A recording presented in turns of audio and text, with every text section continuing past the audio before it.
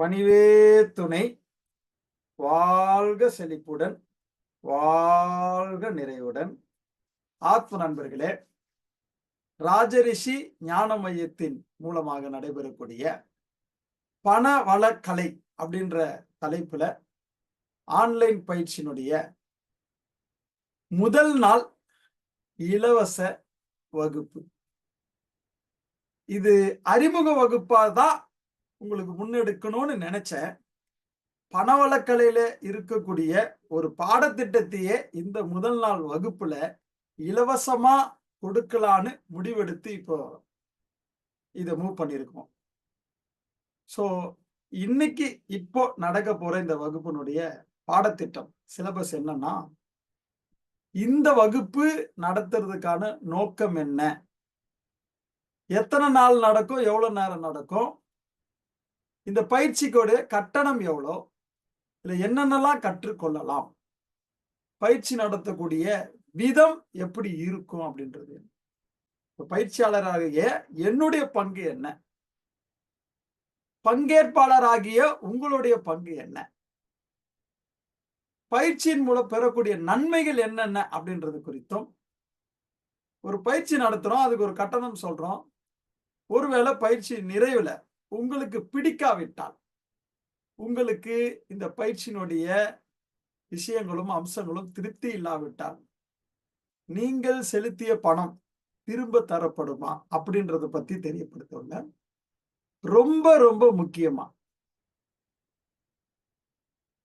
பொருளாதார பிரச்சனைன்னு சொல்றோம், இல்ல பண பிரச்சனை அப்படின்னு சொன்னா, இது தீர்ப்பதற்கு நாம என்ன செய்யணும் அப்படின்றதுக்கு முன்னாடி ஏன் இதெல்லாம் வந்ததுன்னு தெரிஞ்சுக்கணுமா இல்லையா?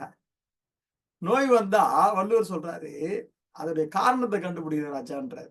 நோய் நாடி, நோய் முதல் நாடி, அது தணிக்கும் வாய் நாடி வாய்ப்பு செயல். அப்போ பொருளாதார பிரச்சனை, பண பிரச்சனை வருது அப்படின்னா, அந்த பிரச்சனைக்கான காரணம் என்ன அப்படின்றத கண்டுபிடிக்கக்கூடிய அந்த அறிவை ஒருத்தர் தெரிவிக்கல அப்படின்னா, அது முழுமையான அறிவா? சொல்லுங்க. காரணம் என்னன்னு கண்டுபிடிக்காம விஷயத்தை கொடுக்கக்கூடிய அறிவு முழுமையான அறிவா? ஆமா குருஜி, முழுமையான அறிவு கிடையாது. காரணம் என்னன்னு அப்போ ஒரு தலைப்புல இன்னைக்கு நான் உங்களுக்கு சொல்ல போறேன். இந்த தலைப்பினுடைய பேர், நீங்கள் ஏன் செல்வந்தராக வாழவில்லை அப்படின்ற தலைப்புல ஒரு 21 காரணங்களை சொல்லி தர போறேன். இப்போ நம்மளுடைய விஷயத்துக்கு நகருவோம். வகுப்புக்கு உள்ள நாம புரிதலுக்கு போவோம், சிந்தனைக்கு தயாராகும். முதல் விஷயம், இந்த வகுப்பு நடத்துறதுடைய நோக்கம், முதல் பாயிண்ட் என்ன அப்படின்னா, பாருங்க, நான் கொஞ்சம் நேர்மையான ஆளு. கொஞ்சம் நேர்மையான ஆளு அப்படின்னா என்னன்னா, வெளிப்படையான ஆளு. உள்ளொன்று வைத்து புறம் ஒன்று பேசுறதுன்றதெல்லாம் ஓரம் இருக்கும். உள்ள என்ன இருக்கோ அதை வெளிப்படையா பேசாது. எதிரில் இருக்கிறவங்க பிடிக்கலாம், பிடிக்காம போலாம். எல்லாருக்கும் பிடிச்ச மாதிரி ஒரு மனுஷன் வாழ முடியுமானா கேள்விக்குறின்னு சொன்னா சரிதானே? சரிதானா இல்லையா? எல்லாருக்கும் முடியுமா? எல்லாருக்கும் பிடிச்ச மாதிரி வாழ முடியாது நிச்சயமா. அப்போ வெளிப்படையா இருக்கிற ஆளுக்கு இன்னும் சொல்ல போனா எல்லாருக்கும் நிச்சயமா பிடிக்காது.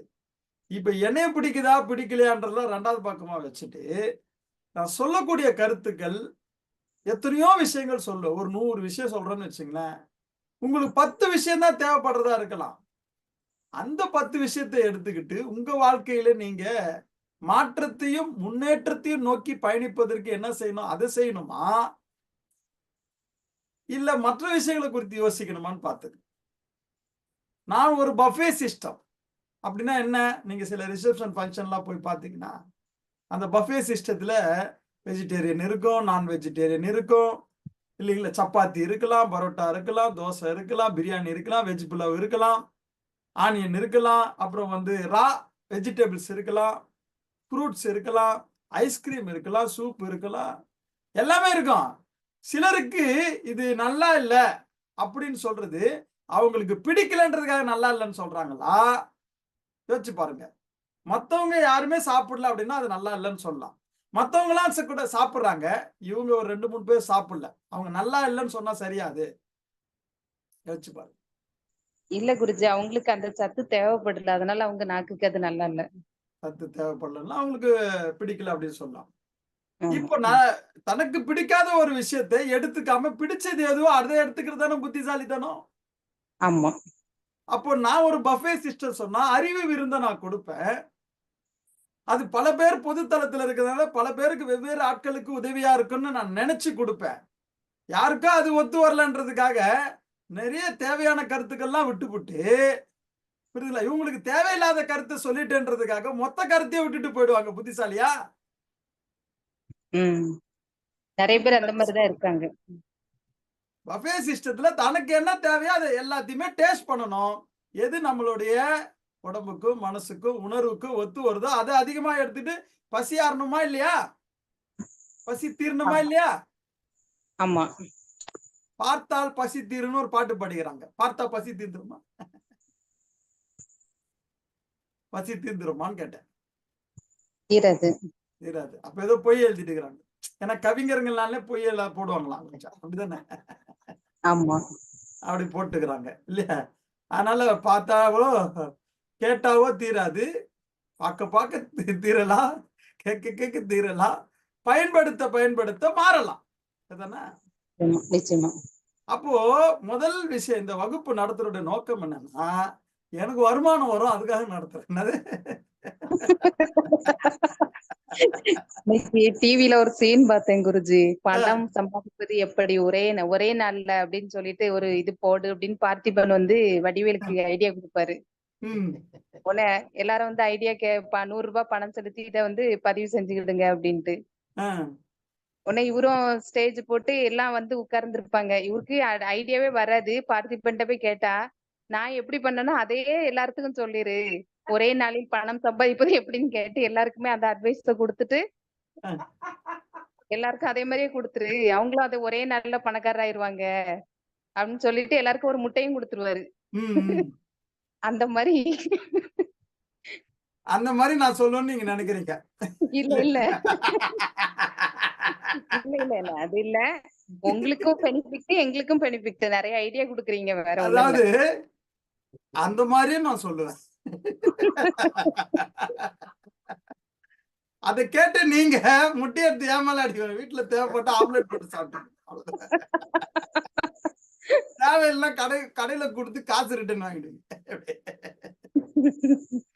சோ விஷயம் என்னன்னா, வகுப்பு நடத்துற நோக்கம் பணவளக்கலைன்னு ஒரு வகுப்பு நடத்தி என்ன பண்றேன் அப்படின்னா, உங்களுக்கு தேவையான விஷயங்கள தேவையானது என்கிட்ட இருக்குது அப்படின்றத தெரியப்படுத்தி, உங்களை வகுப்புல பங்கேற்பதற்கான ஆர்வத்தை தூண்டி, உங்களுக்கு என்னிடம் இருக்கக்கூடிய ஒரு விஷயத்த பகிர்ந்து கொண்டு பணம் சம்பாதிப்பதற்காக அப்படின்னு. மத்ததெல்லாம் அப்புறம். வேற சில காரணங்கள் அப்புறம். இது மெயின் காரணங்க. ஓகேவா? கிளியரா? கிளியர் குருஜி. ரைட். அடுத்தது எத்தன நாள் நடக்கும் அப்படின்னு சொன்னா, இன்னையோட சேர்த்து 3 நாள்ல இத கவர் பண்ணி முடிக்கணும்னு பிளான் பண்ணியிருக்கேன். 3 நாள்ல. ஓகே. ஒரு நாளைக்கு 2 மணி நேரம் தேவைப்படும். இன்னைக்கு 1 மணி நேரம் ஆகுதா, 1 1/2 மணி நேரம் ஆகுதான்னு தெரியல. சோ கிளாஸ் வந்து 2 மணி நேரம் குறைஞ்சபட்சம் ஆகும். மேல தான் ஆகுமே தவிர குறையாது அநேகமா. 2 மணி நேரம் கம்பல்சரி ஆகும். அதுக்கு மேல தான் ஆகும் அப்படின்னு வச்சுக்கங்களேன். சோ பயிற்சி கட்டணம் அப்படின்றது பாருங்க, பயிற்சிக்கு கட்டணம் நான் கேட்டா ₹1,00,000 கேட்பேன் இந்த கிளாஸ்க்கு. இப்ப நான் நடத்துற கிளாஸ்க்கு கட்டணம் அப்படின்னு பயிற்சிக்கான கட்டணமா கேட்டா, ஆக்சுவலா என்னுடைய இந்த அறிவு பகிர்தலுக்கு சரிங்களா, ₹1,00,000 மேல கேட்பேன். விலை மதிப்பு இல்லாதது. இப்ப ஸ்பெண்ட் பண்ற நேரத்துக்கு தான் ஒரு தொகையை வச்சிருக்கிறேன். என்னங்க? நேரத்துக்கு. நேரத்துக்கு. சரிதானே? நேரத்துக்கு தான் ஒரு தொகை. இப்ப நான் சொல்லியிருக்கிறது ஒரு தொகையே இல்ல ஆக்சுவலா. 1 மணி நேரம் கவுன்சிலிங்க்கு நானு ₹1000 இருந்து ₹2000 வாங்கிடுவேன். இந்த 2 நாள், 3 நாள் வகுப்புல நெறைய கவுன்சிலிங் நடக்கும். உங்களுக்கு பலவிதமான புரிதல் கிடைக்கும். உங்க ம். வாழ்க்கை மாற்றத்தை, முன்னேற்றத்தை நோக்கி நகர்வதற்கான அடிப்படையும், அடித்தளமும் இருக்கா இல்லையான்னு நீங்க பாத்துங்க. ஓகே. ம். ஏன்னா, இல்ல என்னென்ன கத்து தர போறேன் அப்படின்னா, இப்ப பாருங்க கத்துக் குடுக்கிற விஷயங்கள் பல விஷயங்கள் இருக்கு. ஒரு 34 விதமான கேள்விகளுக்கு உங்களுக்கு பதில் புரிந்து விட்டால், தெரிந்து, அதாவது அறிந்து, தெரிந்து, புரிந்து, உணர்ந்து அதன்படி நீங்க வாழ்ந்து விட்டால் நீங்க பணவளக்கலையில மாஸ்டர்.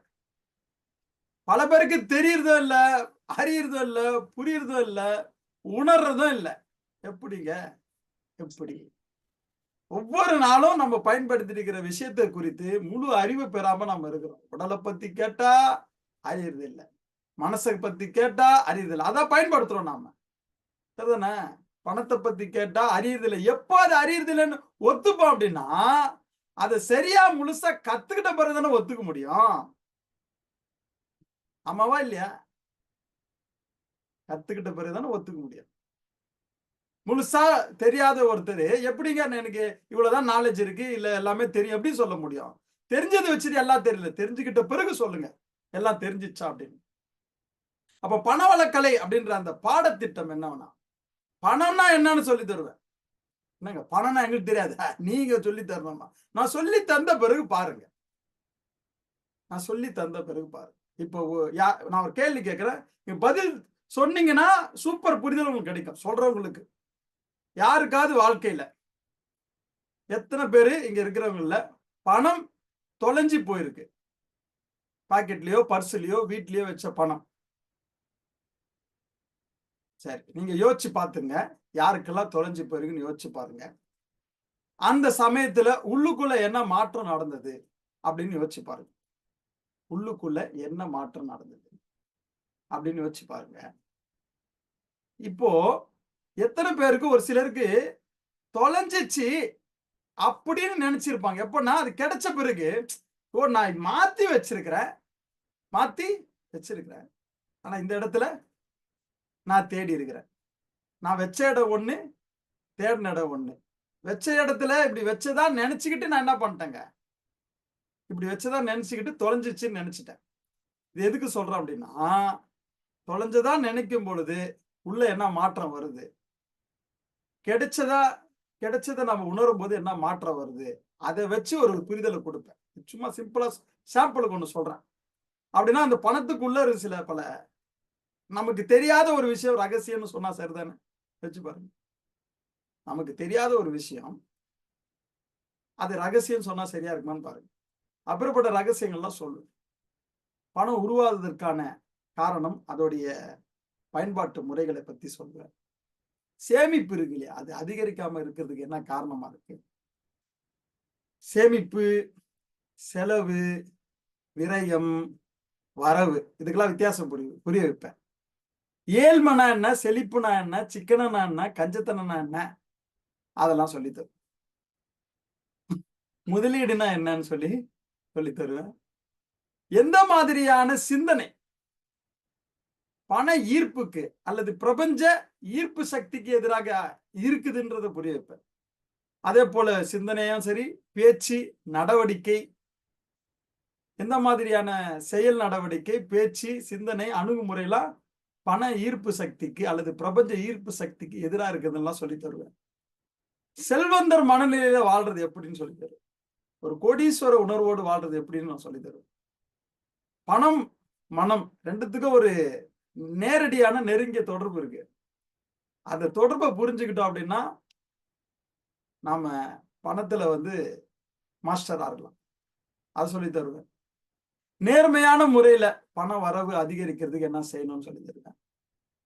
நம்முடைய குணம், பண்பு இதெல்லாம் அடிப்படையா வச்சுக்கிட்டு நமக்கான வேலை, தொழில், பணி இதை தேர்ந்தெடுக்கிறதுக்கு இப்ப நான் சொல்றேன். இது எத்தனை பேருக்கு கேள்விப்பட்டிருக்கீங்கன்னு பாருங்க. பகவத்கீதையில 18வது அத்தியாயத்துல இது ரூட் கொடுத்திருக்கு. பகவத்கீதையில 18வது அத்தியாயத்தை நமக்கான தொழில், வேலை, பணி எதை செலக்ட் பண்றதுக்கான அந்த நாலேஜ் பகவத்கீதை 18வது அத்தியாயத்துல கொடுத்திருக்குங்க.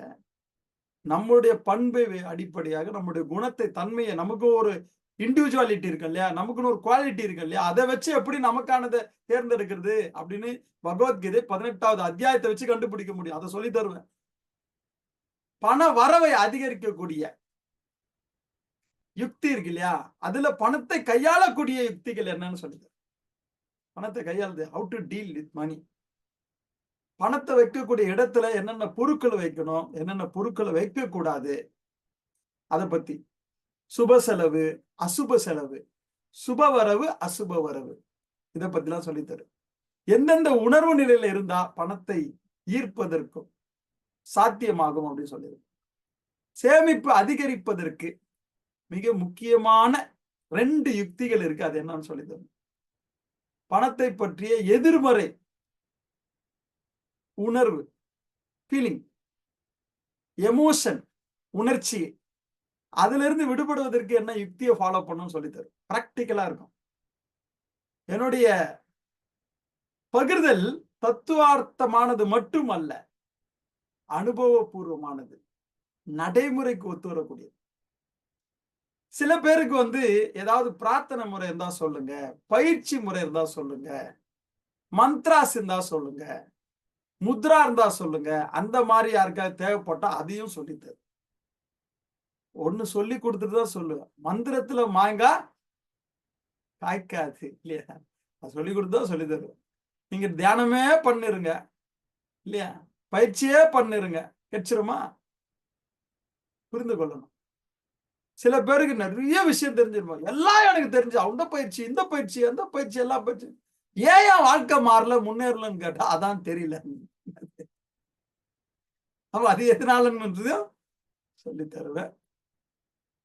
நாம இருக்கிறோம் இல்லையா, நம்மையும் நாம் இருக்கக்கூடிய இடத்தையும் ஒரு வைப்ரேஷன், எந்த வைப்ரேஷன், செல்வ செழிப்புக்கான வைப்ரேஷன்ல வச்சுக்கிறது எப்படி அப்படின்றத சொல்லி தரும். இதெல்லாம் இந்த அறிவுக்கு விலை மதிப்பே இல்லாத அறிவு.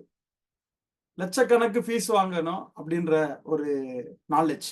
இதெல்லாம் என்னடா இதெல்லாம் இவ்வளவு சீக்கிரத்துல 2 நாள்ல கத்து கொடுத்துட முடியுமா அப்படின்னா, கத்து கொடுக்கக்கூடிய கான்பிடன்ட் என்கிட்ட இருக்கு. கத்துக்கிறது உண்டான திறமை, பக்குவம் உங்ககிட்ட இருக்கான்னு பாத்துக்க. அவ்வளவுதான் விஷயம். என்னால கத்து கொடுத்துட முடியும், புரிய வச்சிட முடியும். புரிஞ்சுக்கிறது அவரவர் தன்மையை பொறுத்து இருக்கு. அதுதானே? அப்போ இந்த பயிற்சி நடத்தக்கூடிய விதம் எப்படி இருக்கும் அப்படின்னா, சில விஷயங்களை கேட்பேன். நீங்கள் உங்களுக்கு அறிந்ததை, தெரிந்ததை, புரிந்ததை, உணர்ந்ததை ஷேர் பண்ற மாதிரி இருக்கும் இந்த பேட்டர்ன்.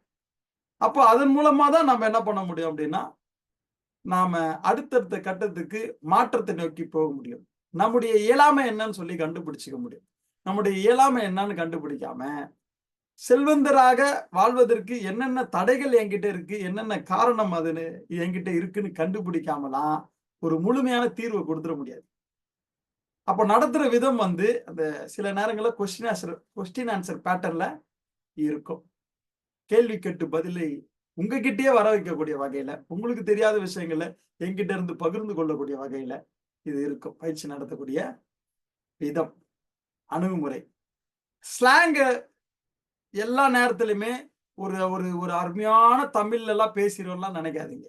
லோக்கல் ஸ்லாங் எல்லாம் பயன்படுத்தி புரிய வைக்கிறதுக்காக என்ன பண்ணணும், எவ்வளவு லோக்கலா இறங்க முடியுமோ அவ்வளவு லோக்கலா இறங்கி புரிய வைக்கக்கூடிய விதம் எல்லாம் இருக்கும். நீங்க அதிர்ச்சி ஆயிட்டு ஒரு பயிற்சியாளர்லாம் இப்படிலாம் பேச மாட்டாரு அப்படின்னு நீங்களா நினைச்சீங்கன்னா அப்படிலாம் கிடையாது. ஒரு பயிற்சியாளர்னா என்ன பேச போறோமோ அதுவா மாறணும். புரியுதுங்களா? ஏன் மாற்றத்தை நோக்கி அவர்களை கொண்டு வரணும்னு சொன்னா அதுக்கு ஏத்த மாதிரி மாறணும். சரிதானே? அதனால புரிஞ்சுக்கணும். விதம் வெவ்வேறு விதமா இருக்கும் புரிய வைக்கக்கூடிய. இன்னைக்கு புரியாம இருக்கலாம், என்னைக்காவது புரியும்.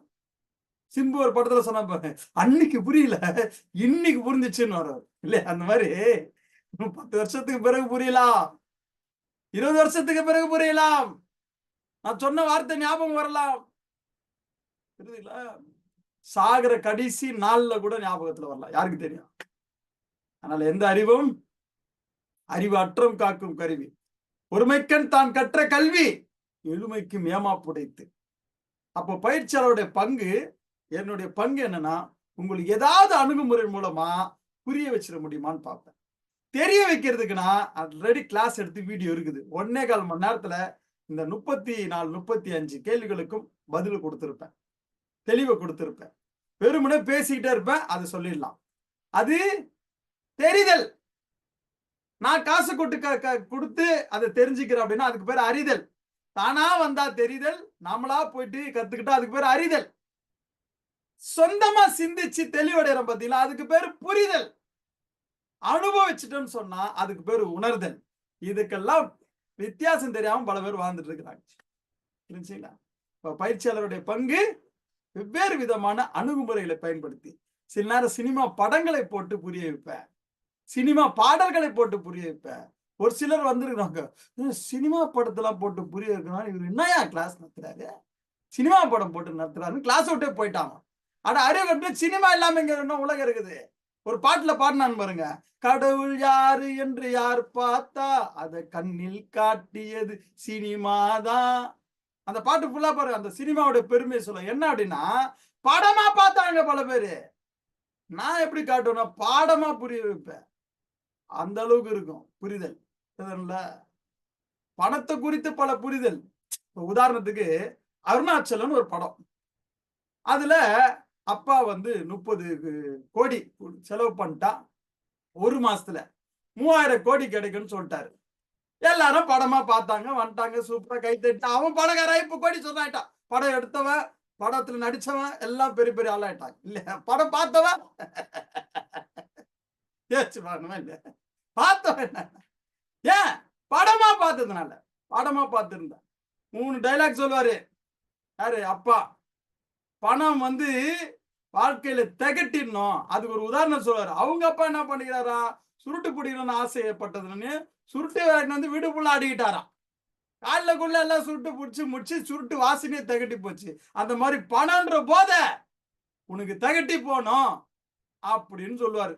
இந்த கருத்து உண்மையிலே எடுத்துக்கிட்டாங்க அப்படின்னா, பணத்தின் மீதுதான் பக்தி என்ற பின் வந்த பாசமே ஏதடா, மனித வாழ்க்கையில் துயரம் யாவுமே மனதினால் வந்த நோயடா, மனதினால் வந்த நோயடா அப்படின்னு புரிஞ்சிடும்.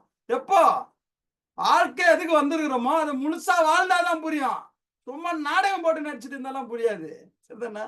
அப்போ விதவிதமாக, வித்தியாசமாக, ரகரகமா புரிய வைக்கக்கூடிய விதம் இருக்கும். சில பேருக்கு சுருக்குன்னு குத்தலாம்.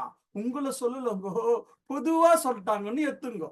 எப்படி இருக்கு? இல்ல நீங்க கோவப்பட்டு வெளிப்படுத்தி சொல்றீங்க அப்படின்னா உங்களுக்கு தான் குத்திச்சுன்னு எல்லாருக்கும் தெரிஞ்சிடும். ஜாக்கிரதையா இருந்துங்க. கம்முன்னுட்டுனா அது என்னது யாருக்கோ அப்படின்ற மாதிரி இருக்கும். அப்புறமா உங்களுக்கு அந்த விஷயம் புரிய வரும்.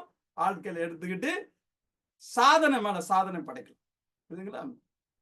அப்ப பங்கேற்பாளரின் பங்கு, உங்களுடைய பங்கு என்ன அப்படின்னா, முடிஞ்ச அளவுக்கு சில கேள்விகளுக்கு தெரியுமோ தெரியாதோ, தெரிஞ்சதையோ அறிஞ்சதையோ புரிஞ்சதையோ உணர்ந்ததையோ சொல்லும் பொழுது பலருக்கும், குறிப்பா உங்களுக்கு கூடுதல் புரிதலாக தெளிவாக இருக்கும். இந்த கிளாஸ்லயே புரிஞ்சிடலாம், அந்த மாதிரி இருக்கும். சரியான வழிகாட்டி புரிதலை கொடுக்கறதா ஒரு வேலை. உணர்வதும் வாழ்ந்து காட்டுவதும் யாரு வேலைன்னு யோசிச்சு பாருங்க. அவரவர் வேலை. புரிந்து கொள்ளுங்க. அப்போ இந்த கற்றுக்கொண்டபடி கடைபிடித்தால் நம்ம வாழ்க்கையில மாற்றத்தையும் முன்னேற்றத்தை நோக்கி போயிட்டே இருக்க முடியும். கடன் பிரச்சனையில இருந்து விடுபடலாம். பாருங்க, நன்மை, நான் அடைந்த நன்மை, நான் ஃபாலோ பண்ண விஷயத்துல நீங்களும் ஃபாலோ பண்ண அதை அடைய முடியும்ன்றது என்னுடைய அனுபவம். இது எத்தனையோ பேருக்கு வழிகாட்டி இருக்கிறேன். அவங்களுடைய அனுபவத்தை என்கிட்ட சொல்லியிருக்கிறாங்க. அதைத்தான் நன்மையா சொல்றேன். சும்மா ஒரு எங்கேயோ புக்ல எழுதி வச்சதை எடுத்துட்டு வந்து பாயிண்ட் போட்டு உங்ககிட்ட பேசிட்டு இல்லை, என் அனுபவத்தை தான் பாடமாக என்ன பண்ணிட்டு இருக்கேன், கொடுத்துட்டு இருக்கிறேன். புரியுதுங்களா? அப்போ கடன் பிரச்சனை இருந்தது. காலையில எழுந்தபோது காலையில பாக்கெட்ல காசு இருக்குதா அப்படின்னு பார்த்து பயத்தோட எழுந்த காலம் இருக்கு. யாருக்கு இப்ப பேசிட்டு இருக்கு பயத்தோட, ஐயோ காலையில காசு இருக்கு. அதாவது அந்த காசு கையில இல்லைன்னும் போது காலையில சாப்பிடக்கூடிய அந்த டிஃபன் சொல்றோம் இல்லையா, இட்லி தோசையோ சாப்பிடுறதுக்கு காசு இல்லைன்னும் போது மனம் பதச்சு இருந்திருக்கு. 50 ரூபா 100 ரூபாவோ ஒரு 200 ரூபாவோ மத்தவங்களுக்கு கொடுக்க மனம் இல்லாமலா இருந்திருக்கு. அந்த விஷயங்கள்ல இருந்தெல்லாம் மாறி இன்னைக்கு கொடுக்கக்கூடிய ஒரு வளமையிலும் செழிப்பிலும் வாழ்ந்து கொண்டிருக்கிறேன்னு சொன்னான். அதுக்கு என்ன நான் பின்பற்றணும், அதை உங்களிடம் பகிர போறேன். அந்த நன்மைகளை நீங்க பெற முடியும். கடல்ல இருந்து விடுபடுறதும் சரி, செல்வந்தரா கோடீஸ்வர உணர்வுல இந்த உலகத்துல பாத்தீங்கன்னா, நான் ஏற்கனவே சிலபஸ்ல சொன்ன மாதிரி ஒரு ரமண மகரிஷி BMW கார்ல போயிட்டு இந்த உலகத்தை என்ஜாய் பண்ணா எப்படி இருக்குமோ அது போல வாழலாம். அதுக்கு பேர் என்னன்னா ராஜ ரிஷின்னு அர்த்தம். ஜோர்பா தி புத்தா அப்படின்னு அர்த்தம். புத்தர் ஜோர்பா அப்படின்னு ஒரு ஆள் இருக்கிறாரு. அவரு பயங்கர செழிப்பானவர். புத்தர் உள்ள வந்து தன்னை உணர்ந்து அனித்தியத்தை உணர்ந்த ஒரு மாபெரும் உத்தமர். அந்த உத்தமர் உள்ளுக்குள்ள பாத்தீங்கன்னா அமைதி, வெளியில செழிப்பு. இது ரெண்டும் இணைந்தது ஜோர்பாதி புத்தா அப்படின்னு இதுக்கு பேர் ஓஷோ சொல்லியிருக்கிறாரு. இங்க வந்து பாத்தீங்கன்னா நம்ம சாஸ்திரங்கள்ல அதை வந்து ராஜ ரிஷின்னு சொல்லுவாங்க. ஜனகர் ராஜ ரிஷி. ஜனகர் யாரு? சீதையினுடைய அப்பா. ராஜ ரிஷியா வாழ்ந்திருக்கிறாரு. புரியுதுங்களா? கிருஷ்ணர் யாரு? ராஜ ரிஷியா, ராஜாவாகவும் ரிஷியாகவும் வாழ்ந்திருக்கிறாரு. ராஜான்றது செழிப்பு. என்ன வாழ்க்கையில என்ஜாய் பண்ணலாம், அந்த அளவுக்கு செழிப்பு இருக்கு. பைபிள்ல வந்து பைபிள்ல பிரசங்கின்னு ஒருத்தர் அந்த மாதிரி ராஜ ரிஷியா வாழ்ந்திருக்கிறாரு. உண்மையை உணர்ந்து பிரசங்கின்ற அதிகாரம் எனக்கு தெரிஞ்சு ஒரு சராசரி மனுஷன் பிரசங்கின்ற அதிகாரம் பைபிள்ல படிச்சான்னா டாப் மோஸ்ட் நாலேஜை வந்து கொடுத்து அனித்தியத்தை குறித்து எந்த லெவல்ல லோயர் லெவல்ல இறங்கி புரிய வைக்க முடியுமோ அந்த அளவுக்கு புரிய வச்சிருக்கிற பிரசங்கின்னு ஒரு ஆளு. அந்த அதிகாரம் பேரு பிரசங்கி அதிகாரம். நான் படிச்சிருக்கிறேன், ரெக்கமெண்ட் பண்றேன். மதத்துக்காக அல்ல, மனிதன் தன்னை உணர்வதற்காக. புரியுதுங்களா? அப்போ பலவிதமான நன்மைகள் நீங்கள் அனுபவத்தில் உணரலாம். அதை நீங்க வந்து பல பேர் பகிர்ந்திருக்கிறாங்க, நீங்களும் பகிரலாம். ஓகே, இந்த பயிற்சியை எடுத்துக்கொண்ட பிறகு இல்லைங்க எனக்கு வந்து இது சாட்டிஸ்ஃபைடா இல்லைங்க, நான் நம்ம கதையை என்ன பண்ணிட்டீங்க அப்படின்ற மாதிரி நீங்க நினைச்சா, நீங்கள் பயிற்சி நிறைவில் சொன்னால் என்ன பணம் செலுத்தினீர்களோ அந்த கட்டணம் உங்களுக்கு திருப்பி கொடுக்கப்படும். Money back guarantee. எத்தனை பேரு நியாயமா சொல்லுங்க இந்த கேரண்டியை கொடுப்பாங்கன்னு? வாங்கிட்டா உங்களுக்கு அவங்களுக்கு டீல் முடிஞ்சிச்சு.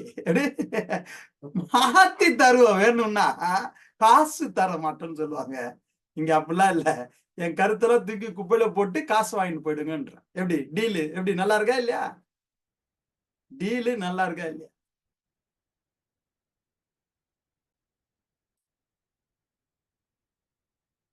குருஜி நீங்க நல்லா தான் சொல்லுவீங்க குருஜி, சூப்பரா இருக்கும். நான் உங்களோட கருத்துக்கள்லாம் ஃபாலோ பண்ணி எனக்கே நிறைய முன்னேற்றம் கிடைச்சிச்சு. சரி, சிறப்பு சிறப்பு, நன்றி. யாரு இந்த மாதிரி கோட்டு போட்டு நம்ம பண்ணிட்டு இருக்காரு, இதெல்லாம் சொல்லிட்டு இருக்காரு, அதெல்லாம் டிசைன் டிசைனா போட்டோலாம் போட்டு பண்ணிட்டு இருக்காங்க அப்படின்னு சொல்லி சந்தேகிக்கிறது ஒன்றும் தப்பு எல்லாம் கிடையாதுங்க. நான் என்ன சொல்றேன் அப்படின்னா டீல் சொல்லிடுறேன் இல்லையா? ஏன்னா ஆன்லைன் ரீதியா பணம் முன்னாடி செலுத்தும் போது அது 10 ரூபா இருந்தாலும் 10,000 ரூபா இருந்தாலும் பணம் தானே. ஆமா, பணம் தானே. ஏமாந்துடக்கூடாது இல்லையா? நான் உங்களை ஏமாற்றேன், நான் நல்லா இருக்கும் உங்களை குருஜி. ஏமாற்ற மாட்டேன், உறுதியாக வாக்கு கொடுக்கிறேன். ஏன்னா என் நிச்சயமா. வாக்கின் மீது எனக்கு மிகுந்த மரியாதை இருக்கு. இந்த வார்த்தையை வாழ்க்கையில முடிஞ்சா ஃபாலோ பண்ணி பாருங்க. தன் வார்த்தைக்கு தானே முக்கியத்துவம் கொடுக்காவிட்டால் பிறர் எப்படிங்க கொடுப்பாங்க முக்கியத்துவம்? தன் கரெக்ட் தான். வார்த்தைக்கு முக்கியத்துவம் கொடுக்கறது என்ன தெரியுங்களா? இந்த கிளாஸ் முடியும் போது உங்களை கேட்கணும், யாருக்கெல்லாம் திருப்தி இல்லைங்க வகுப்பை குறித்து, உங்களுக்கு பிடிக்கல அப்படின்னு சொன்னா நான் சொன்ன வார்த்தையை காப்பாற்றணும். அதான் சரியான விஷயம். சோ அந்த அடிப்படையில இது இருக்கும் நிச்சயமா. ஓகே, இப்போ நான் உங்களுக்கு தெளிவுபடுத்த போறேன், புரிய வைக்க போறேன், பகிர போறேன்னு சொன்ன தலைப்பு நீங்கள் ஏன் செல்வந்தராக வாழவில்லை அப்படின்றது தான் இது தலைப்பு. பணவளக்கலைய முதல் பாடம் இது.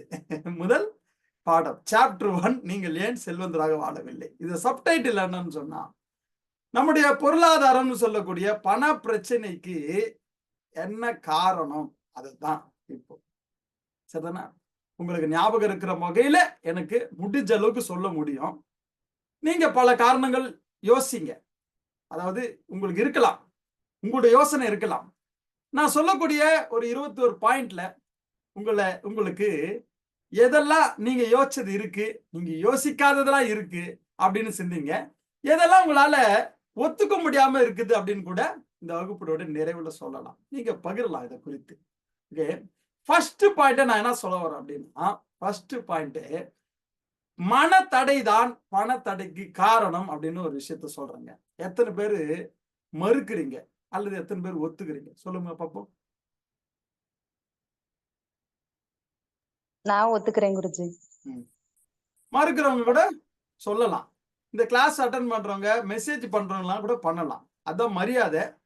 இல்ல நீங்க நடந்துட்டு போயிட்டோ அல்லது பைக்ல டிரைவிங்ல போயிட்டோ எப்படிலாம் அட்டன் பண்ணுங்க எனக்கு தெரியாது.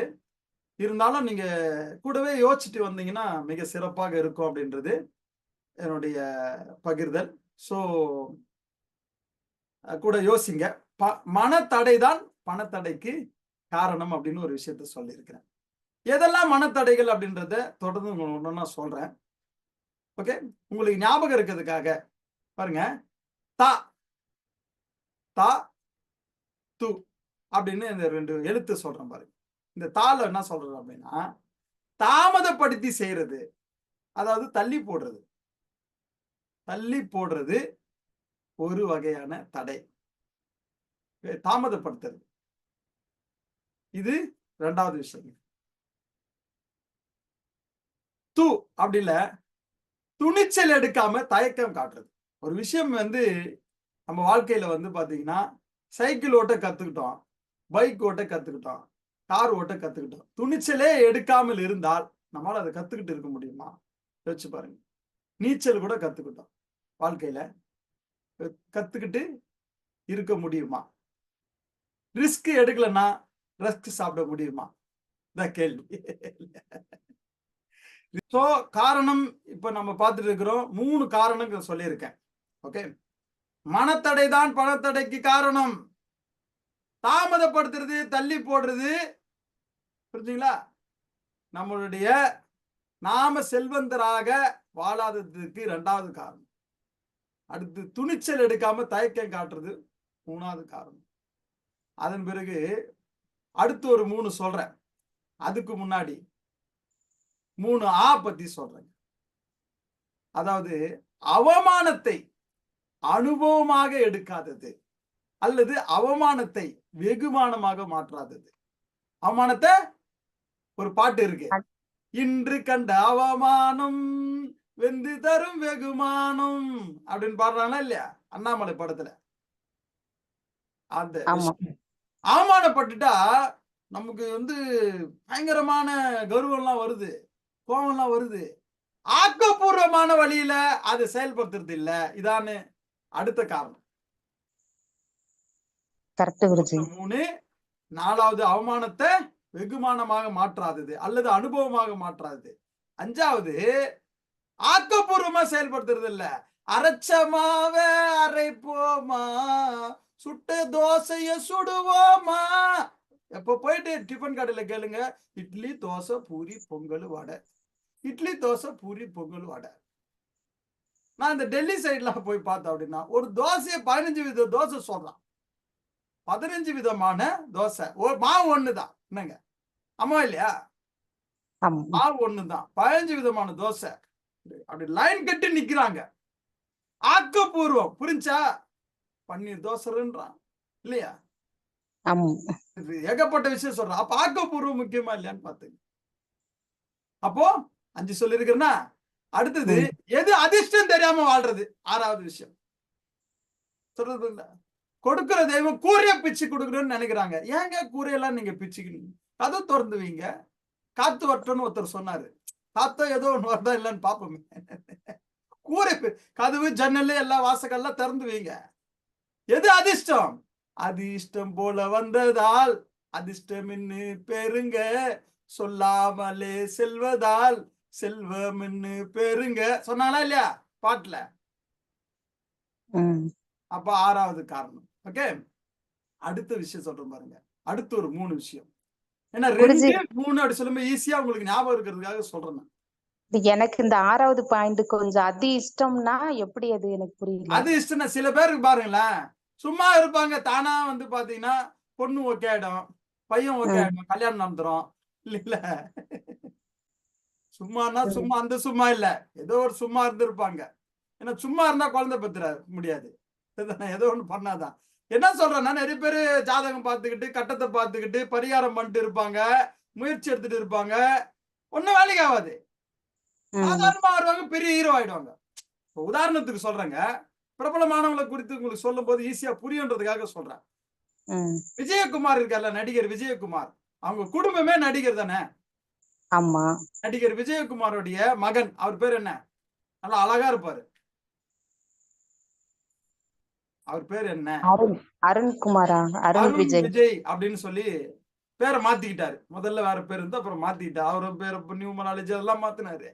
இன்ன வரைக்கும் பாத்தீங்கன்னா ஒரு ஹீரோக்கு உண்டான குவாலிட்டி இருந்தும் ஒரு தரமான ஹீரோக்கான அந்தஸ்து இந்த சமூகத்துல இந்த சினிமா துறையில அவருக்கு கிடைக்கலையா அப்படின்றது உங்களால எத்தனை பேருக்கு தெரியுது இல்லையா?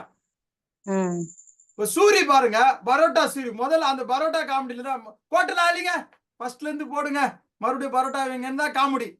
ஆனா இன்னைக்கு பாருங்க 2 படத்துல ஹீரோவான போட அன்னைக்கு பார்க்கும்போது அவரோட மூஞ்சி எல்லாருக்கும் பிடிச்ச மூஞ்சா வச்சு பாருங்க. இல்லங்க திறமை இருக்குதுங்க. இந்த ஃபீல்டுல எவ்வளவு பேர் திறமையில இருக்கிறாங்க. சில பேருக்கு தான் என்ன ஆகுதுங்க, இஷ்டம் போல ஆயிடுதுங்க. புரியுதுங்களா? அது இஷ்டம் தானா நடக்கிறது. ஆமா, தானா திடீர்னு எல்லாம் திடீர்னு அவங்க வாழ்க்கையில நடக்க ஆரம்பிக்கும். அது ஆசீர்வாதம் அல்லது அதிர்ஷ்டம்னு பேரு. புரிஞ்சுங்களா? ஆசீர்வாதம். நாம ஒண்ணு முயற்சி செய்து நம்ம தேவைப்படுதுன்னு சொல்லி போனோம் அப்படின்னா அதுக்கு பேர் வேண்டுதல். தானா கிடைச்சா அதுக்கு பேர் அதிர்ஷ்டம். புரிஞ்சா? ரைட். இன்னொரு 3 என்ன அப்படின்னா கொடுக்க கூடாதவருக்கு கொடுக்கிறது. என்னங்க? அயக்கத்தனம் பண்றவன் இல்லையா, ஏமாத்துறவன், வாக்கு சுத்தம் இல்லாதவன், திறமை இல்லாதவன் இல்லையா, இவங்க எல்லாம் நீங்க என்ன பண்ணிருப்பீங்க, நீங்க மீன்ஸ் எல்லாம் கொடுத்தவங்களுக்கு சொல்றேன். வெள்ளிக்கிழமை கொடுத்துறேன். இப்போ நம்ம என்னோட கிளாஸ்ல அட்டன் பண்ண ஒருத்தரோட அவர் போன்ல பேசி நீங்க இவ்வளவு கொடுங்க அவ்வளவு தர அப்படின்னு சொல்லி 50,000 ரூபாய் பணத்தை வாங்கி இல்லையா அவங்களுக்கு இவர் கொடுக்காம அந்த அம்மா போன எனக்கு பண்ணு இந்த மாதிரி கொடுத்துட்டு அப்படின்னு சொல்லிட்டு அதுக்கு நான் என்னம்மா பண்ண முடியும்னு நான் கேட்டேன். இல்ல நம்ம கிளாஸுக்கு தானே வந்தாங்க. ஏமா நீங்க கிளாஸுக்கு வந்தீங்களா இல்ல அங்க வந்து வியாபாரம் பண்ண வந்தீங்களா? அந்த வேலையை விட்டுட்டு எந்தெந்த வேலையை பார்த்ததுனால சொந்த வேலை போச்சா போல போச்சாடா சோழமுத்தான் கேக்குறானா இல்லீங்களா? இதுக்கு வாங்கினாரா போச்சா டீல். நம்ம தெளிவா இருப்போம் விஷயத்துல. ஏன்னா எதுக்கு வந்து அதை பார்க்காம வேற எதை பார்த்த எதுக்கு கொடுக்க முன்னாடி என்கிட்ட கேட்டியா? கொடுக்கறது முன்னாடி கேட்காத நீங்க குட்ட பிறகு வரலன்னும் போது மட்டும் என்கிட்ட சொல்றீங்க. என் கேள்வி நியாயமானதா இல்லையா? நியாயமானது. எதுக்கு வந்தோமோ அதோட முடிச்சுட்டு போகணும். இல்ல டீல் உங்களுது, இங்கெல்லாம் வரக்கூடாது. இது ஒரு எச்சரிக்கை பதிவுன்னு கூட வச்சுங்க.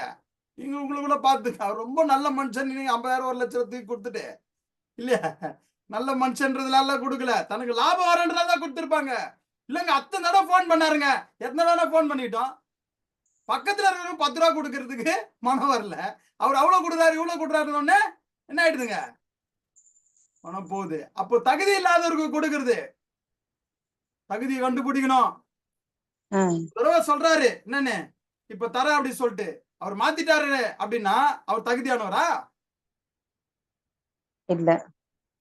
அங்க அந்த காசு வாங்கினார் பாத்தீங்களா? என்கிட்ட இப்ப நடந்த உண்மை சொல்றேன்.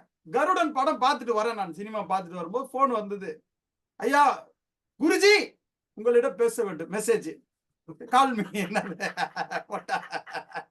குருஜி என் பொண்ணுக்கு ஃபீஸ் கட்டணும், படிக்க வைக்கிறதுக்கு பணம் வேணும் அப்படின்ட்டு. நான் சொன்னேன், நான் வந்து அறிவை ஷேர் பண்ணக்கூடிய பயிற்சி மையம் நடத்துறேன்னா இல்ல பைனான்ஸ் சென்டர் வச்சிருக்கிறேன். நான் என்ன நியாயமா இல்ல கேள்வி? இல்ல குருஜி நான் உங்ககிட்ட ஒரு உதவியா தான் கேக்குறேன். யோ அறிவை தான் உதவியா என்ன பண்ண முடியும்? என்கிட்ட எது அதிகமா இருக்கா? நான் முதல் கேள்வி என்ன கேட்டேன்னா அங்க சுத்தி இங்க சுத்தி என்கிட்டயே கேட்டேன். உன்னை பத்தி ஏற்கனவே என்கிட்ட ஏகப்பட்ட கம்ப்ளைண்ட் இருக்குது. உங்ககிட்ட நான் வராம இருக்கிறேன்னா என்ன பண்ணிருந்தா டீசெண்டா அந்த மரியாதை காப்பாத்தி இருக்கணும். அவனுக்கு பேரை சொல்லி 1600 பேர் இருக்கிற குரூப்ல என்ன பண்றேன், இப்படி ஒருத்தர் இப்படி இப்படி நடந்துச்சுன்னு பேரு ஊரு போட்டோவோட போட்டோன்னா என்ன ஆகும்? குருஜி வெள்ளிக்கிழமை கொடுத்துருவோம் குருஜி.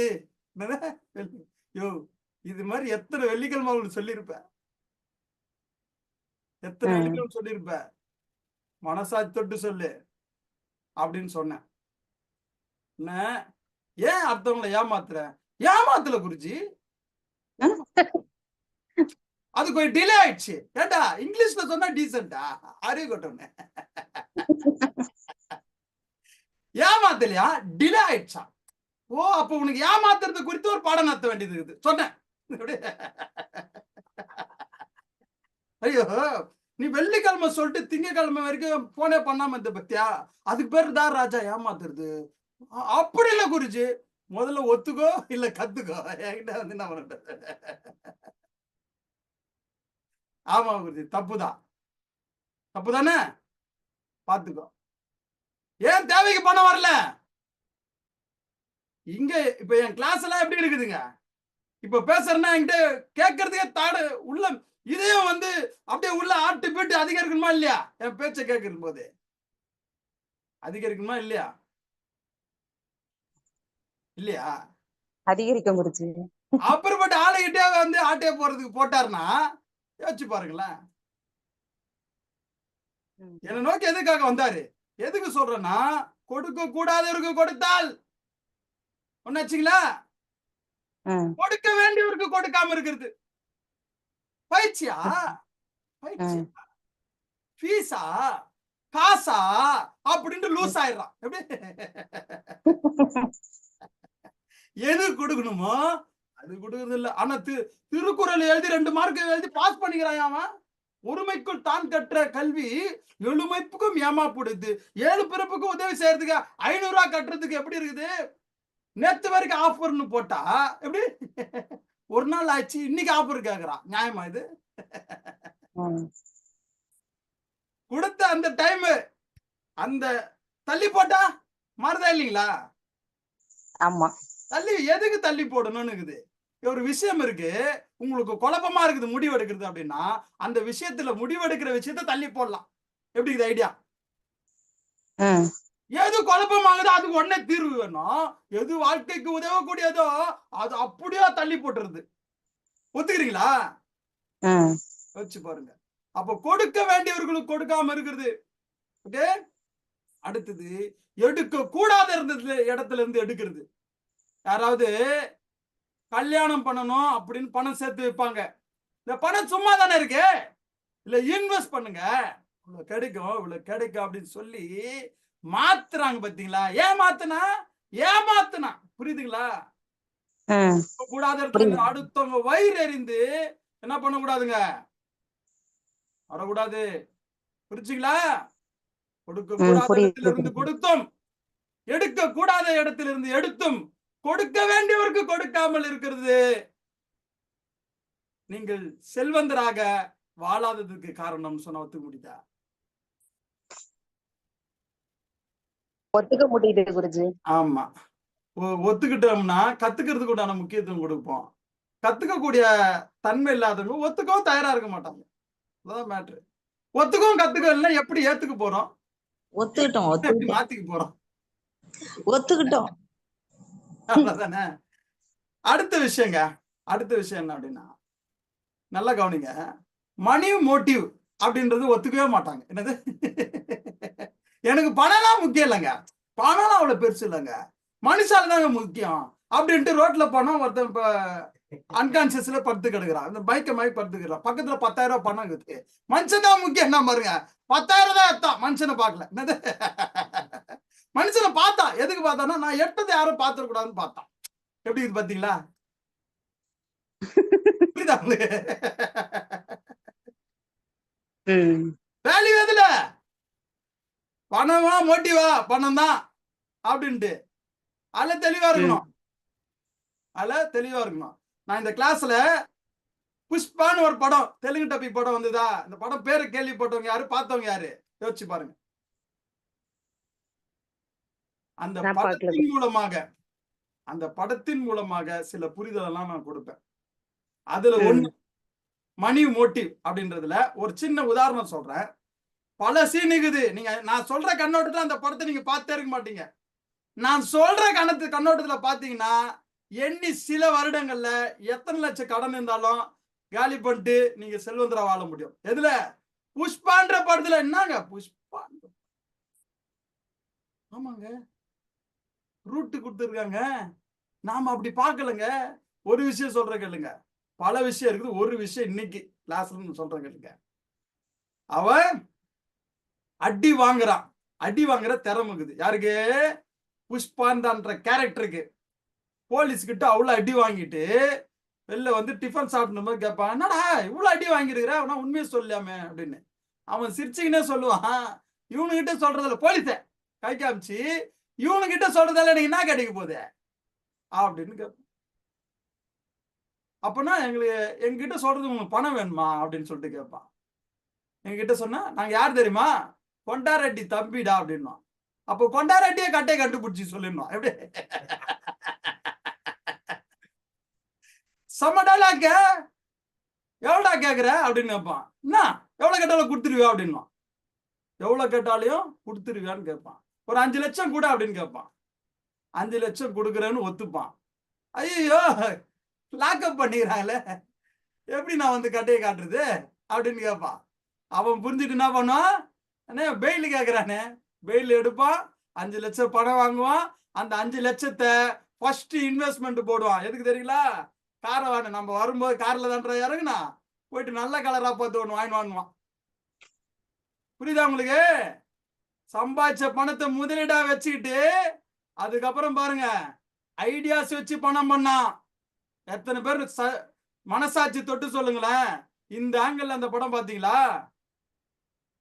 இந்த அடுத்த மீட்டிங் கொண்டாரெட்டி பக்கத்துல உட்காந்து ஐடியா சொல்லுவான். அவன் கேட்பான், ஆம்பளை அங்க யாராகிறானே, ஆம்பளை எல்லாம் தேவையில்லை, இத சக்சஸ் பண்றது ஐடியா தான் வேணும்னுவான். புரிஞ்சுங்களா? பாய்ஸ்ன்ற படத்துல 2 டிப்பனும் கொடுப்பான் செந்தில், நடிகர் 2 டிப்பன் கொடுப்பான். இதே உனக்கு நான் வாங்கிட்டு வந்து தரணும், நானே போய் வாங்கிக்கலாமே தம்பி, நாளைக்கு நீ போயிட்டு அந்த இடத்துல நின்னுனா அது இருக்காது. எங்க எது இருக்குன்னு எப்ப பண்ணா போடான்னு டைமிங்கோட என்கிட்ட இருக்குது. ஐடியா தம்பி, ஐடியா. புரிஞ்சுங்களா? அப்போ இன்ஃபர்மேஷன் இஸ் வெல்த். புரிஞ்சுங்களா? 30 பேரு குழுவுல சேர்ந்து இருக்கிறாங்க. இந்த வார்த்தையை சொல்றேன், சோம்பேறிங்க பல பேரு என்ன பண்ண தெரியல, வாய்ப்பை பயன்படுத்திக்க தெரியல. எப்படிங்க மறுமலர்ச்சி ஏற்படும்? நியாயமா இருக்கா இல்லையா கேள்வி? நியாயமா இருக்கா இல்லையா? தன் வாழ்க்கையில முன்னேறதுக்கு ஒரு மணி நேரம் ஒதுக்க துப்பு இல்லாத ஆட்கள் எப்படிங்க வாழ்க்கையில முன்னேற முடியும்? நியாயமா இருக்கா இல்லையா கேள்வி?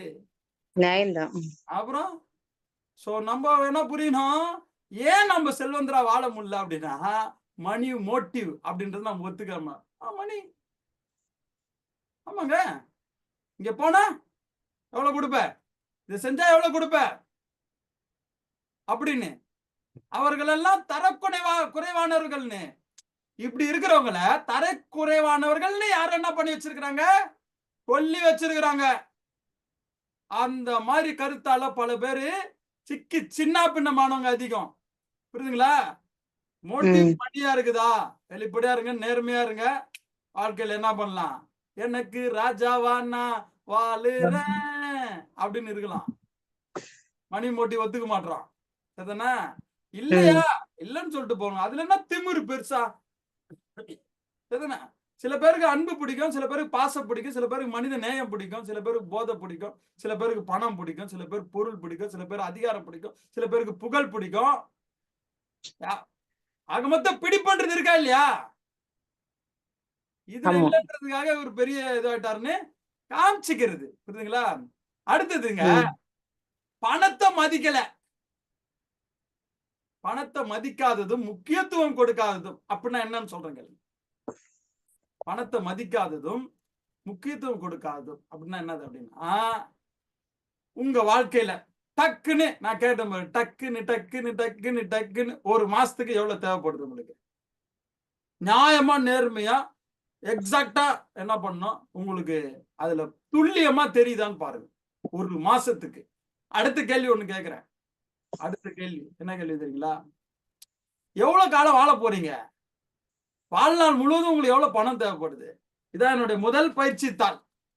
முதல் பயிற்சி தாளே அதான் இருக்கும். பணவளக்கலை செயல்முறை பயிற்சியில இந்த உலகத்துல எத்தனை வருஷம் நீங்க வாழ்ந்துக்கிறீங்க? ஒண்ணு முதல் கேள்வி, எத்தனை வருஷம் வாழ்ந்திருக்க? 39 வாழ்ந்திருக்கலாம், 49 வாழ்ந்திருக்கலாம், 56 வாழ்ந்திருக்கலாம். இன்னும் எத்தனை வருஷம் வாழ போறீங்க? அத்தனை வருஷத்துக்கு எவ்வளவு பணம் தேவைப்படுது? ஒரு மாசத்துக்கு எவ்வளவு தேவை? ஒரு வருஷத்துக்கு எவ்வளவு தேவை? வாழ்நாள் முழுதும் எவ்வளவு தேவை? என் தேவையில தெளிவில்லை, அப்ப பணத்துக்கு முக்கியத்துவம் கொடுக்குறோமா? யோசிச்சு பாருங்க. அடுத்தது, நான் செலவு செய்யறதுல கவனம் இல்லை. செலவு செய்யறதுல ஒரு மாசம் செலவு எழுதியிருந்தா, ஒவ்வொரு நாளும் என்ன செலவாகுது செலவு எழுதியிருந்தா, எக்ஸாக்டா ஒரு மாசத்துக்கு எனக்கு இவ்வளவு தேவைன்னு தெரிஞ்சிருக்குமா இல்லையா? தெரிஞ்சிருக்குமா இல்லையா? ஆமா குருஜி, அப்புறம் தெரிஞ்சிருக்கும் குருஜி. அப்போ தேவை குறித்து தெளிவில்லாததும் செலவை குறித்து கவனம் இல்லாததும் தான் பணத்துக்கு முக்கியத்துவம் கொடுக்காதது, பணத்தை மதிக்கவில்லை என்று அர்த்தம் அப்படின்னு சொன்னா சரியா இருக்குமா இல்லையா? கரெக்ட், சரியா இருக்கும் குருஜி. எத்தனை பேருங்க நமக்கு என்ன செலவாச்சுன்னு எழுதுறோம், ஆனா போயிட்டு வேலை பார்க்கறோம். எவன் கணக்கே பார்க்கறது, உட்கார்ந்து வேலை பார்க்கறோம், வேலை. அப்ப நமக்கு முக்கியத்துவம் புரிஞ்சா உங்களுக்கு? அப்புறம் கஞ்சத்தனமா இருக்குது. என்னதுங்க? கஞ்சத்தனம் என்னன்னுலாம் வந்து இந்த கிளாஸ்ல டீட்டெயிலா புரிய வைப்பேன். சரிதானே? சிக்கனம் வேறு, கஞ்சத்தனம் வேறு. அதெல்லாம் புரிய வைப்பேன். கிளாஸ்ல இருக்கு, டீட்டெயில்ஸ் இருக்கு. இப்போ வந்து ரீசன் தான் கண்டுபிடிக்கிறோம். என்ன காரணத்தினால நம்ம செல்வந்தர வாழ இல்ல, கஞ்சத்தனம். ஓகே. அடுத்தது, கொடுத்த வாக்கை காப்பாற்றாதது. என்னங்க? கொடுத்த வாக்கை காப்பாற்று. இப்போ உதாரணத்துக்கு சொல்றேன், உங்ககிட்ட ஒரு 5000 10,000 பணம் வாங்கிட்டு இந்த டேட்ல தரேன்னு சொல்லிட்டு அந்த டேட்ல செல்ல சுவிட்ச் ஆஃப் பண்ணி வச்சுட்டு இல்லையா இருந்தேன்னா, இல்ல அப்புறமா கொடுக்கல அப்புறம் வச்சுன்னு வச்சுங்களேன், அப்புறம் காலம் தாழ்த்தியோ கொடுத்துட்டேன் இல்ல கொடுக்காம இருந்தேன்னாலோ, நல்லா கவனிங்க, திரும்ப உங்ககிட்ட பணம் கேட்டா உண்மையிலே சொல்லுங்க, கொடுப்பீங்களா? கொடுக்க மாட்டாங்க குருஜி. அப்படி கொடுத்தா அவர் யாரு? ஏமாளி. புரிஞ்சா உங்களுக்கு? இது ஒண்ணு. இன்னொன்னு, ஒரு மனிதன் இருக்கிறார் அப்படின்னா, ஒரு மனிதனுக்கு இப்ப குறைஞ்சது உங்களுக்கு தெரிஞ்சவங்க எத்தனை பேர் இருப்பாங்க பாருங்க, யோசிச்சு பாருங்க. உங்க அப்பா அம்மா, சுத்தி இருக்கிற சொந்தக்காரங்க, நண்பர்கள், தொழில்துறையிலயா இருக்கட்டும், சமூகத்துல சில உறவுகளா இருக்கட்டும், ஒரு மனிதன் குறைஞ்சது ஒரு 50 பேருக்கு மேல தொடர்புடையவனா இருக்கிறானா இல்லைங்களா? தெரிஞ்சவங்க இருக்கிறாங்களா இல்லைங்களா? எனக்கு இன்னைக்கு ஆயிரக்கணக்கான பேர் எனக்கு தெரிஞ்சவங்க இருக்காங்க. எனக்கு நான் என்ன சொல்ல வரேன்னா, இந்த தெரிஞ்சவங்க மற்றவர்கள் இவர் கொடுக்க மாட்டாரு, வாக்க காப்பாத்துறவர் இல்ல, என்கிட்ட காசு வாங்கி ஏமாத்தினவருன்னு சொல்லிட்டா வேற எங்கேயாவது அந்த சர்க்கிள்ல கிடைக்குமா பணம்? கிடைக்காது. அப்ப கொடுத்த வாக்க காப்பாற்றாம இருக்கிறது செல்வந்தரா வாழாததுக்கு காரணம்னு சொன்னா சரியா இருக்குமா இல்லையா? சரியா இருக்கும் குருஜி. அதுக்கப்புறம் என்ன சொல்றோம், குழப்பம் ஆவறது, குழப்பிக்கிறது, தெளிவில்லாத மனநிலை. என்னங்க? தெளிவில்லாத மனநிலை. ஆமா, அத்தை செய்யறதா இத்த செய்யறதா எத்த செய்யறதுன்னே புரியாம இல்லையா வாழ்ந்துன்னு இருக்கிறது, குழப்பமான ஆள. அடுத்தது, வாய்ப்பை பயன்படுத்தி கொள்ளாது. என்னங்க? வாய்ப்பை தவற விட்டுருவாங்க. ஒரு அறிஞன் சொல்லி இருக்கிறான், கடந்து விட்ட நேரம். கடந்து விட்ட நேரம். வாயிலிருந்து புறப்பட்ட வார்த்தை, வில்லிலிருந்து புறப்பட்ட அம்பும், துப்பாக்கியிலிருந்து வெளியான தோட்டாவும், தவற விட்ட வாய்ப்பும் திரும்ப வராதுன்றான். வாய்ப்பு பாருங்க, சந்தர்ப்பத்தை வாய்ப்பா மாத்த தெரிஞ்சவன் புத்திசாலி. பொருள் இல்லாருக்கு இவ்வுலகம் இல்லை, அருள் இல்லாருக்கு அவ்வுலகம் இல்லை. அப்ப வள்ளுவர் பொருளை பத்தி புரிஞ்சிருக்கிறாரு, பொருட்பால் எழுதியிருக்கிறாரு. அடுத்தது நேரம். நேரம், டைம் இஸ் கோல்டுன்னுவாங்க. இப்ப நான் போட்டுக்கிற கோல்டு தொலைஞ்சு போச்சுன்னா, இதே போல இதுக்கு இணையான சவரத்திலயோ இதுக்கு அதிகமா வாங்க முடியுமா முடியாதா? முடியும். 5 வருஷத்துக்கு முன்னாடி எனக்கு போன வாய்ப்பை மறுபடியும் எடுக்குமா? இல்ல 5 வருஷத்துக்கு முன்னாடி இருக்கிற அந்த நேரத்தை திரும்ப வாங்க முடியுமா? என்னால முடியாது. திரும்ப யோசிச்சு பாரு. அப்போ தங்கத்தோட ஒப்பிட்டாங்க, எக்ஸாக்டா தங்கத்தோட ஒப்பிட முடியாது. புரிஞ்சுங்களா? நடந்து விட்ட நேரத்தை போனதா வாங்க முடியும். வேணா 5 ரூபா கொடுத்து டை அடிச்சுக்கலாம். என்னது 5 வருஷம் முன்னாடி போன மாதிரி? எப்படி? டைம் நம்ம உயிர் மாதிரி, போனா திரும்பி வராது அந்த மாதிரி. அப்போ டைம் இது ஒரு ரீசன். புரிஞ்சுங்களா? அடுத்து கடைசியா 2 ரீசன். இது வரைக்கும் நான் சொல்லியிருக்கு 19 பாயிண்ட் சொல்லிடுறேன். 20, 21வது விஷயம் என்ன அப்படின்னா, தர்மம் புரியாதது. கர்மத்தெல்லாம் தர்மம் நினைச்சுன்னு செஞ்சுன்னு சுத்திட்டு இருக்கிறாங்க பல பேர். தர்மம் புரியணும். தர்மம் புரியாதது செல்வந்தரா வாழாததுக்கு ஒரு காரணம். தர்மம் புரியாதனால என்ன பண்றான்னா, அடுத்து 21வது பாயிண்ட், யார் யார் சொல்றதெல்லாம் கேட்கறது, தான் உள்ளுணர்வை மதிக்காம இருக்கு. தன் உள்ளுணர்வு இங்க என்ன சொல்லுது, இங்க என்ன சொல்லுது, ஜெசின்னு சொல்லுதான்னு பிடி கணேசன் சொன்னாரா இல்ல? சொன்னாரா இல்ல? நமக்குள்ள என்னது, நமக்குள்ள ஏதோ ஒண்ணு நடக்குது, ஏதோ ஒண்ணு சொல்லுது, ஏதோ ஒண்ணு தூண்டுது. அதை பத்திலாம் என்னன்னு யோசிக்கிறது இல்ல. அதெல்லாம் யோசிக்க வைக்கிறதுக்காகத்தான் ஒரு 6க்கும் மேற்பட்ட 6-7க்கும் மேற்பட்ட பயிற்சி தாள்களை உருவாக்கி இருக்கிறார் நம்மளை கண்டுபிடிக்கிறது. நம்பர் 1 பயிற்சி தாள் என்னன்னா, எத்தனை வருஷம் இது வரைக்கும் வாழ்ந்திருக்கிறீங்க, எத்தனை வருஷம் நீங்க வாழ போறீங்க. இதுல யாருக்கு? பணம் கட்டி பயிற்சியில பங்கெடுக்கிறவங்களுக்கு இந்த பிடிஎஃப் லிங்க் அனுப்பிச்சுடுவேன். நீங்க இதை எடுத்து நோட்ல எழுதலாம் அல்லது பிரிண்ட் எடுத்து பயன்படுத்திக்கலாம். ஒன் ஆஃப் தி பெஸ்ட் என்னன்னா பிரிண்ட் எடுத்து பயன்படுத்துது. இல்ல நோட்ல எழுதிக்கணும் கூட எழுதி வைக்கலாம். பிரிண்ட் எடுத்து பயன்படுத்தினா எழுதி ஒட்டலாம். என்னென்ன இருக்குன்னு நான் சொல்றேன். இதை வச்சு முடிஞ்சா செஞ்சு வாழ்க்கையில முன்னேறிக்கீங்க. சரிதானே? முதல் விஷயம், எத்தனை வருஷம் நீங்க வாழ்ந்துருக்கீங்க, இன்னும் எத்தனை வருஷம் வாழ போறீங்க, இந்த வாழ்நாள் ஃபுல்லா உங்களுக்கு தேவையான பணம் எவ்வளோ. இது எல்லாம் ஒரு பயிற்சி தாள் தான். அடுத்து கேட்க போற கேள்விதான் முக்கியம். நான் கேட்டேன் இல்லையா, ஒரு மாசத்துக்கு எவ்வளவு தேவைப்படுது பணம் இல்லையா? அந்த பணமும் இந்த பணமும் நம் சொந்த பணம் ஆகுறதுக்கு என்ன திறமை இருக்குது? ஆமா தானே? ஒரு பொண்ணு சமைக்க தெரியுமான்னு கேட்டா சமைக்க தெரியும்னுச்சு. என்ன செய்ய தெரியுதுன்னா சுடு தண்ணி வைக்க தெரியும்னுச்சு. என்னது? சமையல்லாம் சுடு தண்ணி வைக்கிறதுன்னு நினைச்சிட்டு இருக்குது அந்த பொண்ணு. என்ன பண்ண முடியும்? அப்போ நிறைய பேர் எது திறமை நினைச்சிருவோம். எது திறமைன்னு வர தெரியணுமா இல்லையா? அப்ப எழுதி சொன்னீங்கன்னா உங்களுக்கு புரிய வைக்கிறதுக்கு சப்போர்ட் பண்ணுவேன். ஓகேங்களா? இதான் பயிற்சி தாள் 1. அடுத்தது, பணம் சம்பாதிக்கிறது எதுபா தடையா இருக்குது அப்படின்றத கண்டுபிடிக்க வைப்பேன். என்னென்ன அணுகுமுறை, செயல்முறை, நடைமுறை, மனப்பான்மை, பண்பு என்ன இருக்குது கண்டுபிடிக்கணும். அதனால கிளாஸ்ல சொல்லி தருவேன். அதை கண்டுபிடிக்கிறதுக்கு ஒரு 5 பேருக்கு நீங்க போன் பண்ணலாம். எப்படி?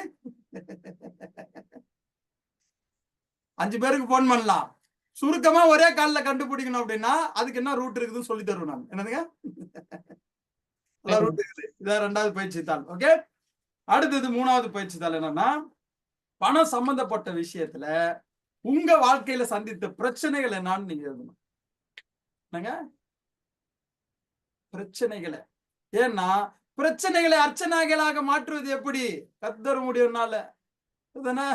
சோதனைகளை சாதனையாக்குவது எப்படி? கத்தர முடியும்னால. புரியுதுங்களா? புரியுது. அவமானத்தை வெகுமானமாக மாற்றுவது எப்படி? கத்தர முடியும் என்னால். அதுதான் சொல்றேன். 3வது பயிற்சி தாள். 4வது பயிற்சி தாள் என்னன்னா, இந்த வருட பண மதிப்பீட்டின்படி இப்ப சவரம் என்ன 50,000க்கு மேல இருக்கு இல்லையா? அந்த மேல இருக்குது. அதுல ஒவ்வொரு மாதம் உங்களுக்கு எவ்வளவு பணம் தேவைப்படுது? இப்போ நெசசிட்டி என்ன ஆயிடுச்சுங்க, நீங்க டிவியை வந்து ரெகுலரா பாக்குறீங்களோ இல்லையோ, அந்த D2H அப்படின்றதுக்கு கட்டணம் கட்டியே ஆகணும். சரிதானே? அப்புறம் செல்போன் நீங்க ரீசார்ஜ் பண்ணனா அடுத்த 2 நாள் ஒரு 5 போன் வரும், அப்புறம் கட் பண்ணி விட்டுறான். அப்ப ரீசார்ஜ் இன்கமிங் வர்றதுக்கு கட்டி ஆகணுமா இல்லையா? கரண்ட் பில்ல கட்டலன்னா பீஸ் பேர் புரிட்டு போயிட்டே இருக்கிறான். சரிங்களா? நம்மளை தேடி மாசம் சில புடிங்கெல்லாம் வந்து நிக்கிறாங்க. ஆமாவா இல்லையா? ஆமாவா இல்லையா? ஆமா குருஜி. புடிங்கன்னு போறவங்க நிறைய பேர் இருக்காங்க. அப்ப ஒரு டோட்டல் பண்ணணுமா இல்லையா? பண்ணணும். அப்ப சாப்பாடு என்ன மாத செலவாகுது, சாப்பாட்டுக்கு என்ன செலவாகுது, இந்த தேவைகளுக்கு எல்லாம் எவ்வளவு ஆகுது, வீடு வாடகை வீடா, கடன் வாங்கி கட்டின வீடா, என்னன்னு சொல்லி பார்க்கணும். சிலிண்டருக்குன்னு செலவு இருக்குது. ஆமா இல்லையா? ஆரோக்கியத்தை பார்த்துக்கிறதுக்கு, நோய் வராம தற்காத்துக்கணும் அப்படி சொன்னா ஊட்டச்சத்து மிகுந்த உணவு வகைகளை தேர்ந்தெடுத்து வாங்கி வைத்து பயன்படுத்த வேண்டிய விஷயம் இருக்கா இல்லைங்களா? இல்ல ஆரோக்கியத்தை கெடுத்துக்கொண்ட நபர் அந்த ஆரோக்கியத்தை நல்லபடியா ஆக்குறதுக்கான மருத்துவ செலவுக்கான சிகிச்சைக்கான செலவு பண்ண வேண்டி இருக்கா இல்லையா? இருக்கா இல்லையா? பண்ண வேண்டியது அப்ப இருக்குது எவ்வளவு குருஜி. பணம் தேவைப்படுது நம்ம இதெல்லாம் தாண்டி எவ்வளவு நீங்க செலவுன்னு நீங்க தேவைப்படுது எழுதி வைக்கிறீங்களோ, உதாரணத்துக்கு 20,000 உங்களுக்கு தேவை அப்படின்னா 2,000 ரூபாய் சேமிப்புக்குன்னு போட்டு தேவைன்னு எழுதி வைக்கணும். எத்தனை பேர் எழுதி வச்சீங்க? அப்படிலாம் இருக்காது. இருந்தா சொல்லுங்க பார்ப்போம். சரிங்கள? நான் சொல்ற மாதிரிலாம் நீங்க செஞ்சிருக்கீங்களா இல்லையான்னு நீங்களே யோசிச்சு பார்த்துங்க. அடுத்தது 5வது செயல்முறை என்ன அப்படின்னா, நீங்கள் பணக்காரரா, லட்சாதிபதியா, கோடீஸ்வரரா ஒரே நாள்ல உங்களை கண்டுபிடிக்க வச்சிருவேன். அதுக்கு ஒரு ரூட் இருக்கு. நீங்க யாரு? இல்ல பிச்சாதிபதியா அப்படின்ட்டு என்னது கண்டுபிடிக்க வச்சிருவேன். 6வது பயிற்சி தாள் என்ன அப்படின்னா, பணத்தை பயன்படுத்தி நீங்க உங்க வாழ்க்கையில என்னென்னலாம் சந்தோஷப்பட்டீங்க அப்படின்னு சொல்ல. இது சும்மா கிடையாது. இத வச்சு உள்ளுக்குள்ள ஒரு பெரிய மாற்றத்தை நிகழ்த்த முடியும். உங்களுக்குள்ள நிகழ்த்த வைக்க என்னால முடியும். நான் சொல்றது செஞ்சா போதும். இல்ல வெறும்னே கத்துக்கிட்டு கூட போயிடுங்க. கத்துக்கிட்டதுக்கு பீஸ குடுத்துருங்க. எனக்கு வந்த வரைக்கும் லாபம் தானே. இல்லையா? இல்லங்க மாத்திக்க தயாரா இருக்குன்னா பயிற்சி தாள செஞ்சு பதிவிடுங்க. இது யாருக்கு இப்ப சொல்றேன்னா, பணம் கட்டணும் உங்களுக்கு சொல்றேன். கத்துக்கிட்டு நீங்க போயிட்டு எங்க செய்யாம போங்க. வந்த வரைக்கும் லாபம் எனக்கு. ஆமா தானே? கரெக்ட். லாபம். என்னங்க இவ்வளவு இப்படி சொல்றீங்க? ஆமாங்க. இதான் நிஜம். இதான் எதார்த்தம். அந்த வரைக்கும் லாபம்னு போயிட்டு இருக்கு. செய்யுங்க, மாறுங்க, மாறாம அது உங்க பிரச்சனை. ஆமா தானே? செஞ்சா நமக்கு நல்லது. செய்யலன்னா செய்யலாம் எனக்கு ரொம்ப நல்லது. ஏன்னா மறந்துடுவீங்க. அடுத்தது இன்னொரு கிளாஸ் போட்டா மறுபடியும் மறுபயிற்சிக்கு வருவீங்க. மறுபடியும் நான் என்ன பண்ணுவேன்? சில 1000 பீஸ போட்டு அதுக்குள்ள என்ன பண்றேன்? பீஸ டபுள் ஆக்கிடுவேன் நான். என்னது? செஞ்சா சந்தோஷம் உங்களுக்கு. செய்யலன்னா ரொம்ப சந்தோஷம் எனக்கு. எப்படி? ஐடியா? அப்போ எல்லாம் பல ரூட் இருக்குது. நான்லாம் இந்த சந்தர்ப்பத்தை பயன்படுத்திடுவேன் நான். புரியுதுங்களா? பயன்படுத்தல என்ன பண்ண முடியும்? இது இல்லாம வாட்ஸ்அப்ல ஒரு உங்களுக்கு நீங்களே ஒரு குரூப் ஆரம்பிச்சு இல்லையா? உங்க அக்கௌண்ட்ல எவ்வளவு பணங்குது, கையில எவ்வளவு பணங்குது, வெந்தய பெட்டியில எவ்வளவு பணங்குது, இல்ல ட்ரங்க் பாக்ஸ்ல எவ்வளவு பணம் இருக்குது, பீரோல எவ்வளவு பணம் இருக்குது. இல்லைன்னா அதெல்லாம் உள்ள வைக்கிற அளவுக்கு என்னெல்லாம் செய்யணும்லாம் சொல்லி தருவேன். இருந்தா அது எப்படி கணக்கு பண்ணி இவ்வளவு என்கிட்ட இவ்வளவு இருக்குது, இன்னும் எவ்வளவு தேவைன்றதுல தெளிவு இருந்தது அப்படின்னு சொன்னா தேவையை நோக்கி கவனம் செலுத்தலாமா இல்லையா? இல்லைன்னா மனசுல எல்லாமே வந்து குப்பையா வந்து என்ன என் பொண்ணுக்கு ஃபீஸ் கட்டணும், என் பையனுக்கு கல்யாணம் பார்க்கணும், அதை பண்ணணும், இதை பண்ணணும், வாடகை கட்டணும்னு சொல்லிட்டு எல்லாம் போட்டு குப்பையா நிக்குது. நிக்குதா நிக்கலையா? நிக்குது. வச்சு பாருங்க. தெளிவா இருக்கணும். எதன் மீது? என் தேவையின் மீது தெளிவா இருக்கணும். சரிதானா? அதை நோக்கி போக்கஸ் பண்ணணும்.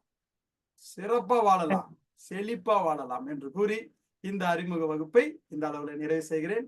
வாழ்க செழிப்புடன், வாழ்க நிறைவுடன்.